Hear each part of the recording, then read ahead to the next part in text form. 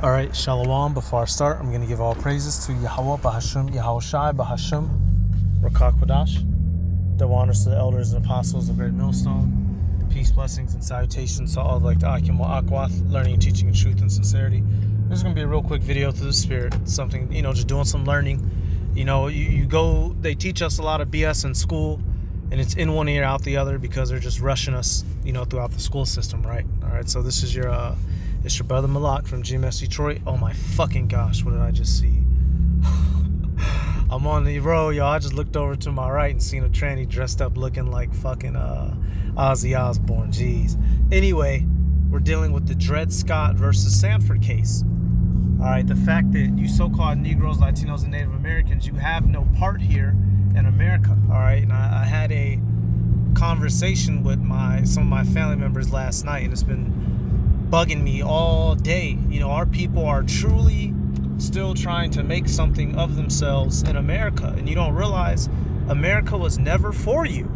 America wasn't built for a black man to enjoy, for a Mexican man to enjoy, for a Tonto Indian, all right, for an Algonquin Indian to enjoy. We were brought here to build it up, and that's it, and to maintain it. What is the proof of this? Let's look at Dred Scott v. Sanford, and we're going to get some scriptures as well. This is in the United States law. This is with the Supreme Court. All right, it says Dred Scott versus Sanford. It says 60 U.S. 19 HOW.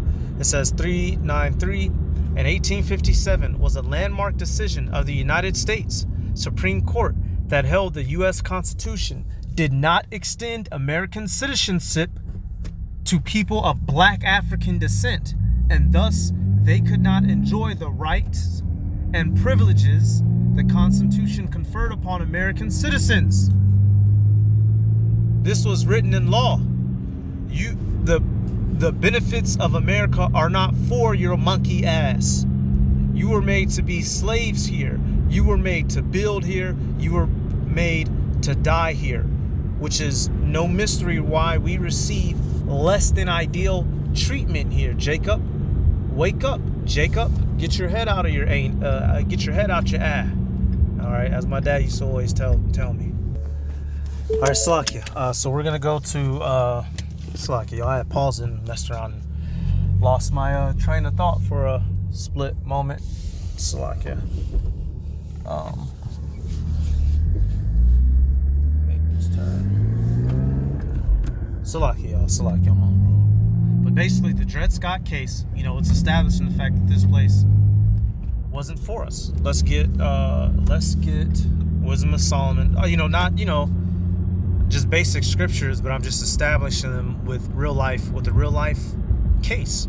Wisdom of Solomon 5:1.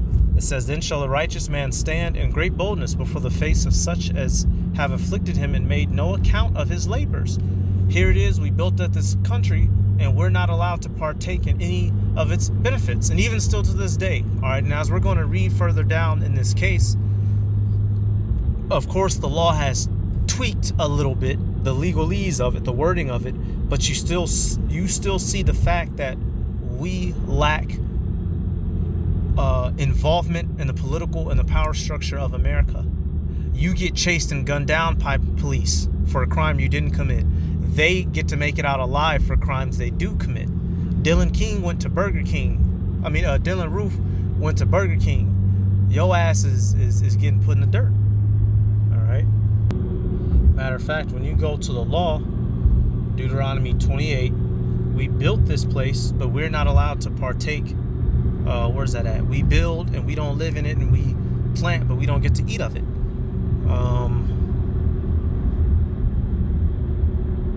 Oh, wow. Okay, yeah, this is good. Yep, okay, so we'll start at right here, verse 33. Deuteronomy 28:33. "The fruit of thy land and all thy labors shall a nation which thou knowest not eat up, and thou shalt be only oppressed and crushed always."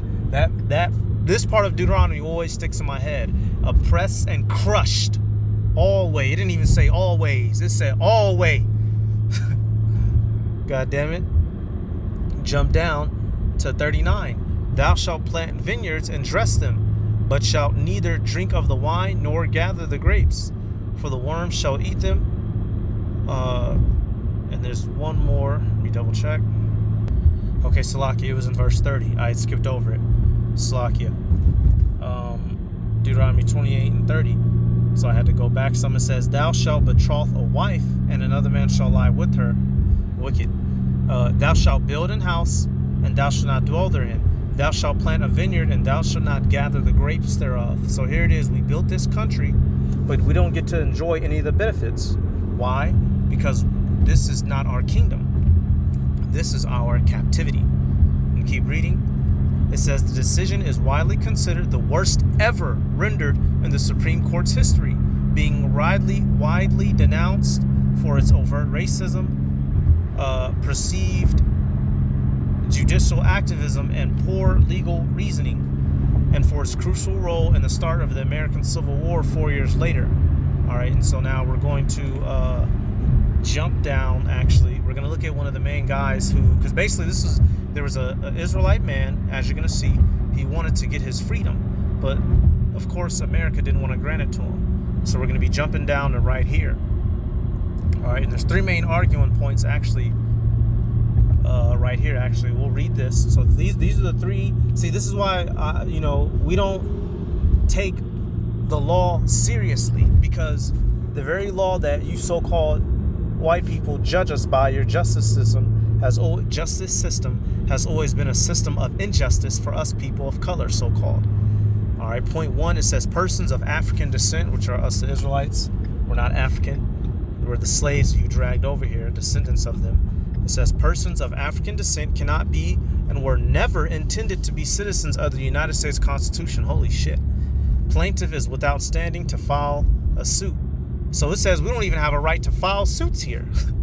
It says the property clause is applicable only to lands possessed at the time of the Constitution's ratification, 1787. It says as such, Congress cannot ban slavery in territories the Missouri Compromise is unconstitutional. And now basically this is taking it back at this time. You had the Missouri Compromise, which was basically they were trying to get rid of slaves. And many of the states were saying, look, y'all don't have the constitutional right to tell us we can't have can't have slaves. And according to the Constitution, that's true. So in the Constitution, legally, they can still have us as slaves, okay? 1865 was nothing but a transfer of niggas from private to public property. Slovakia. It says the Due Process Clause of the Fifth Amendment prohibits the federal government from freeing slaves brought into federal territories. So what that means is that just because you go back in the 1700s or 1800s, if you went into an area that was so-called free, you're still a slave. So you don't have a right to just magically become free. Your master had to go to court for you. All right, so they could still hold you. Okay, so we're going to read about this first and second paragraph, and we'll get some more scriptures, and that's about it. Because shortly after this, the Civil War happened. So we'll start at the first paragraph. It's going to be a lot of reading. Just deal with me. It says the decision involved the case of Dred Scott, an enslaved black man whose owners had taken him from Missouri, a slaveholding state, to Illinois and Wisconsin territory, where slavery was illegal. When his owners later brought him back to Missouri, Scott sued for his freedom and claimed that because he had been taken into free U.S. territory, he had automatically been freed and was legally no longer a slave. And that was a bold Jake, boy. That was a bold Jake. If you know the story, you know that he was a slave under the Emersons. John Emerson and Irene Emerson, and John had died, the husband, so he was trying to sue the wife and shit. Had the husband still been alive, he wouldn't have been trying to do all that. So, Jake had to, he had to play it slick. He waited till the husband was dead, because husband probably would have just hung his ass. Right? So it says Scott sued first in the Missouri State Court, which ruled that he was still a slave under its law. He then sued the U.S. Federal Court, which ruled against him by deciding that it had to apply Missouri law to the case. He then appealed to the U.S. Supreme Court. So here it is. This man had to go through 3 courts. And we experience this still to today's time. There is a particular brother an elder brother, okay, an elder of good reputation and status, who is dealing with a court case that keeps getting pushed back on purpose because the United States government doesn't want to admit that they had wrongdoing, and this brother proved his right doing and innocency. All right, and brothers that are in the know, you know, they still practice this to this day. If they don't want to grant us our plea, they will continue to push back our cases, and this is wickedness. Right here, and this is a good one. Proverbs 21. Sons of bitches. It says, Proverbs 21:13. Whoso stoppeth his ears at the cry of the poor, he also shall cry himself, but shall not be heard. So you Edomites, you so-called white people, here it is. You have all this power, all this capability, and you still choose to do wickedness with it. You have this great country, and are you using your technology to find the cures to diseases? Are you bringing justice to descendants of the people that you wronged? No. You're oppressing us. You make up laws to, 3-strike rule us, child support us down. What was that, chapter 4, D40, whatever? Okay? You come up with all these laws still to oppress us. So when it's your time to suffer, you're not going to be heard. Let's get Isaiah. All right, I meant to keep this around 10 minutes, but you know how that go. I'm a Mr. Talk a lot. Isaiah 10:1. Woe to them that decree unrighteous decrees, and that write grievousness which they have prescribed, to turn aside the needy from judgment, and to take away the right of the poor of my people. And that's why you put up wicked laws, so that you could take advantage of the people that are without, the lesser thans, the have-nots. The widows may be their prey, and that they may rob the fatherless. And that's what they do. So they take advantage of our women, and they take advantage of our men. The majority of our women don't have, they're not married, so they don't have proper male guidership, and our men have been raised without men in their lives, so they're without proper male guidance, so they're easy to manipulate. And now what do you have? The majority of Jake in prison, and majority of our women on some sort of welfare, or just bugged out of their minds. Okay. Second paragraph. It says, in March 1857, the Supreme Court issued a 7-2 decision against Scott. That's more than double. It says, in an opinion written by the Chief Justice Roger Taney, this son of a bitch. Let's take a look at him. This son of a bitch. This old white bitch. Old demon. All right. It says, the court ruled that people of African descent are not included, and were not intended to be included. This was never your home, Jacob. Under the word citizens in the Constitution, and can therefore claim none of the rights and privileges which that instrument provides for and secures to the citizens of the United States.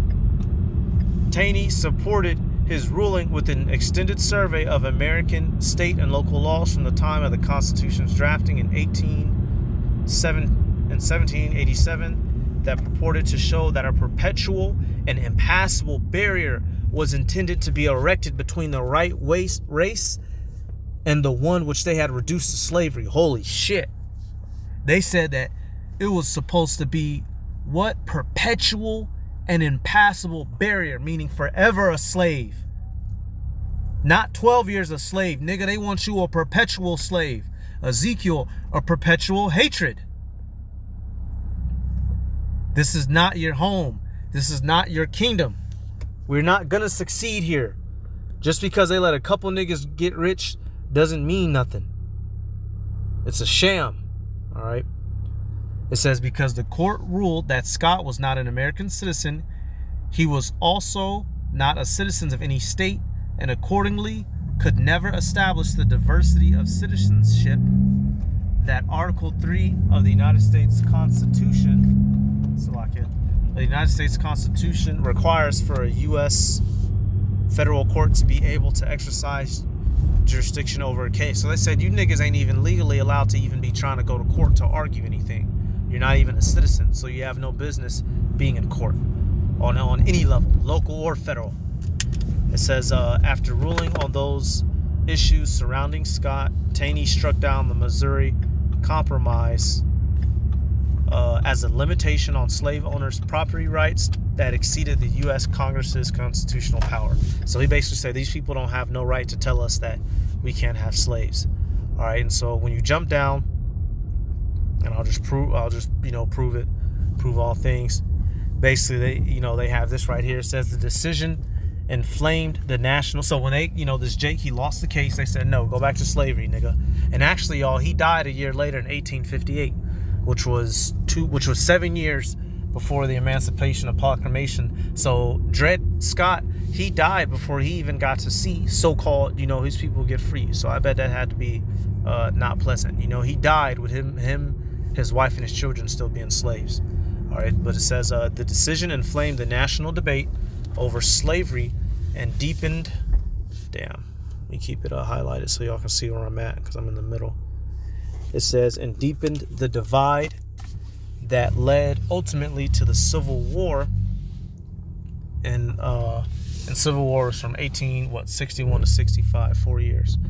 It says, after the Union's victory, the court's ruling in the Dred Scott was superseded by the passage of the 13th Amendment of the United States Constitution, which abolished slavery, and the 14th Amendment, whose first section guaranteed citizenship for, look at that, it has the A cut off, all persons born or naturalized United States and subject to the jurisdiction there, which is a bunch of BS. That's how they cover it and clean it up, because in the very 13th Amendment, slavery still exists. Matter of fact, let me show you. Slavery still exists. It's just considered under what?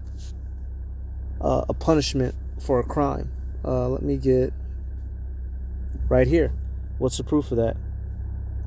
So they didn't fully get rid of it. All they did was get slick with their lingo. Right here. It says the 13th Amendment.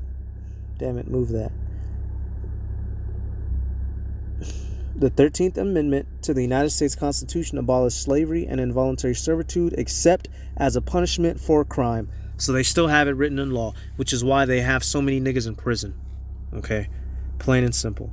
So you see that even in their law, yo black monkey ass niggas pick cotton and work till you die. That's why we're here. We're not here to live it up at all. When you go back to that Deuteronomy, it tells you why we were sent into captivity. All right, and our people can't wrap their heads around it. Okay? We're not here to get Mercedes-Benzes. We're not here to ball out. We're not here to set up the kingdom. We were sent here to suffer a servitude. And then we will be saved by the Messiah. Deuteronomy 28:48, therefore shalt thou serve thine enemies, which Yahweh Ba'ashem Yahushua shall send against thee, in hunger, and in thirst, and in nakedness, and in want of all things. And he shall put a yoke of iron upon thy neck until he have destroyed thee. So plain and simple. So just this is just something, if you get to talking with a Jake and he's trying to talk all that, nigga, I'm free. Pull up Dred Scott case. Nigga, you not free. This place was never intended for you. And we're dealing with the great, probably only 3 or 4 times over. Think about that. That's 1865. My great grandfather passed probably 2 years ago. His grandparents were slaves. All right, he's one generation removed. His parents weren't slaves, but his grandparents were. So we're literally only 3 to 4 generations removed from slavery. That's not that long ago. We are still destroyed, y'all. We are still considered 2/5 of a man, or whatever they had titled it in their law, which is why we get treated like crap. It's a no-brainer. All right, so, and that's what Dred Scott himself looked like. So, it's no surprise, y'all. But hey, just real quick, little American little history lesson. Teach you something school didn't. All right, give all praises to Yahweh, Bahashem Yahushai, Bahashem, Rakakodash, the honors to the elders and apostles, great millstone. Peace, blessings, and salutations. All like the Akwath, learning, teaching, truth, and sincerity. Shalom.